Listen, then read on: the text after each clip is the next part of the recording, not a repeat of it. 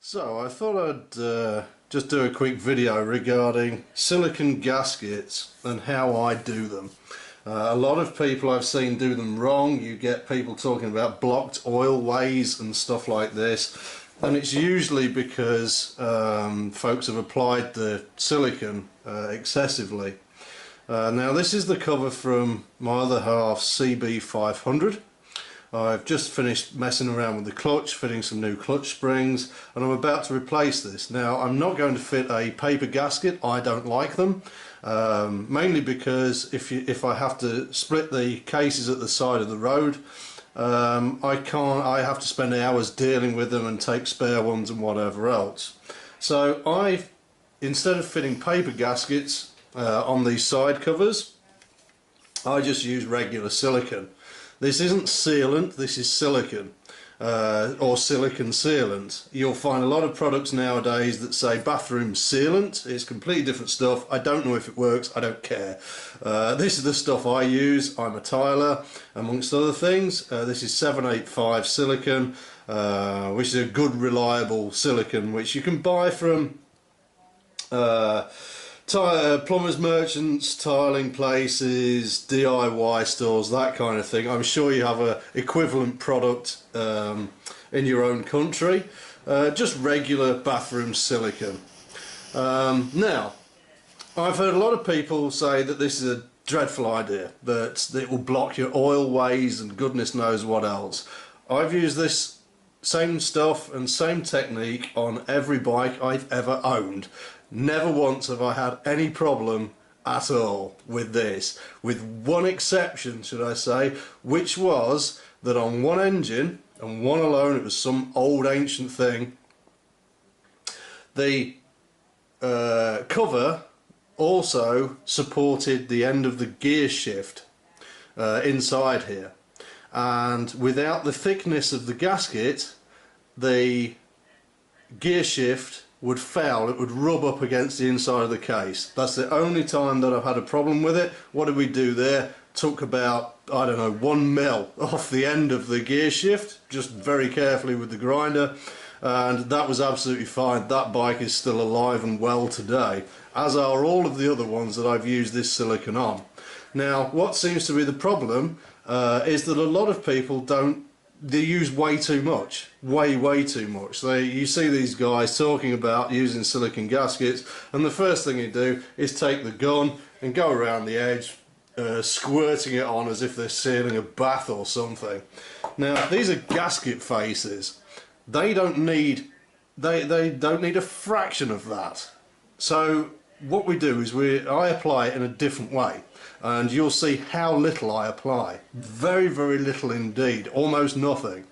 It's going to be a sort of 1 mil bead that works its way all around. So I'm going to crack on and do this, and you can see how it's applied, and maybe, I don't know, I'm not advising anybody to do this. If you don't want to do it, that's fine. I do it, like I say, I've done it on every bike I've ever owned, both sides of the engine. It doesn't leak. It doesn't cause problems, it doesn't come off into the engine or something like this, because I think that's because of how I apply it. The other thing I've done is, once I've removed the old crap paper gasket, I've cleaned this all with a degreaser. I just used some petrol on a rag and wiped it all off. Can't have any oil on this, can't have any grease on it, and the other thing you can't have, that a lot of the time will happen, certainly happened to me a few times, is if you look in the case here, you'll get little pools of oil that gather along the bottom here. I've sponged those out, but you'll be surprised how much oil can sit in here. So when you go to put it back on the bike, the oil will trickle over your fresh silicone bead and give you a nice leaky bit where it will drip out of. Like I say, never had one leak. Done hundreds, never had one leak. Done them for friends, done them on my own bike, never had one leak, never had an oil way blocked with silicone, no problem. So here's how I do it.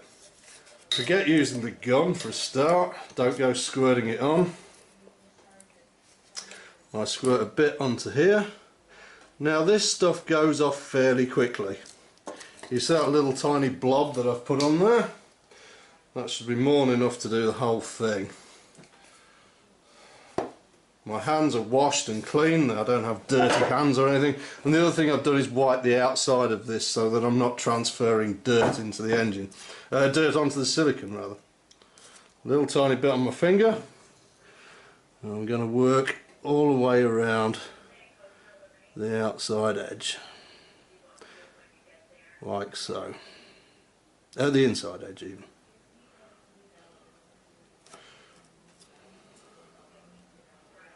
And I can clean some of this off.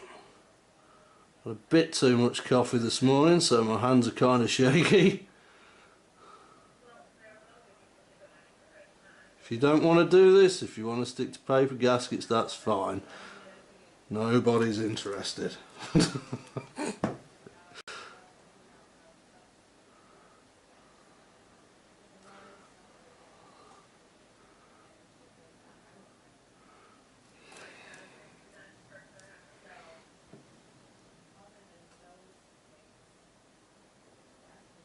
Doesn't have to be particularly neat, and you can see how much, or rather how little, is on there.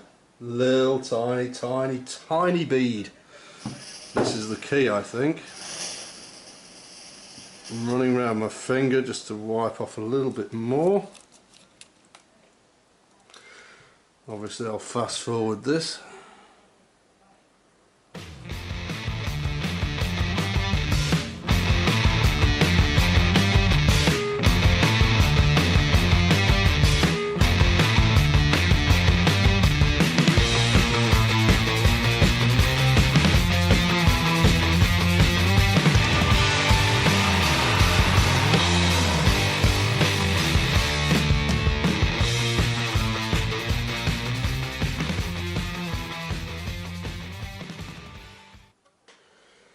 And there we have it.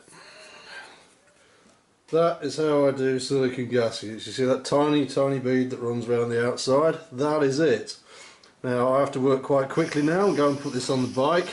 Clean a little bit off from the inside there.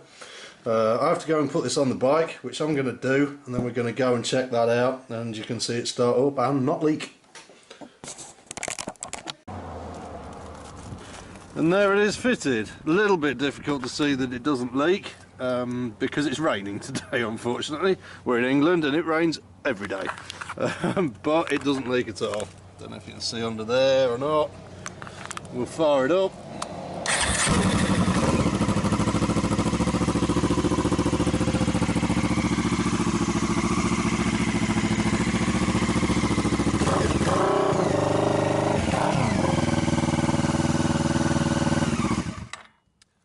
No leaks, no engine problems, no nothing, just a case that fits and works. And if anybody's saying, well, thinking of commenting that it's not going to work for more than a couple of weeks, the last video where you saw me making it was 10,000 miles ago. This is sort of 6 or 7 months later, and she rides the bike every day. So no problems, once again. Silicone gaskets.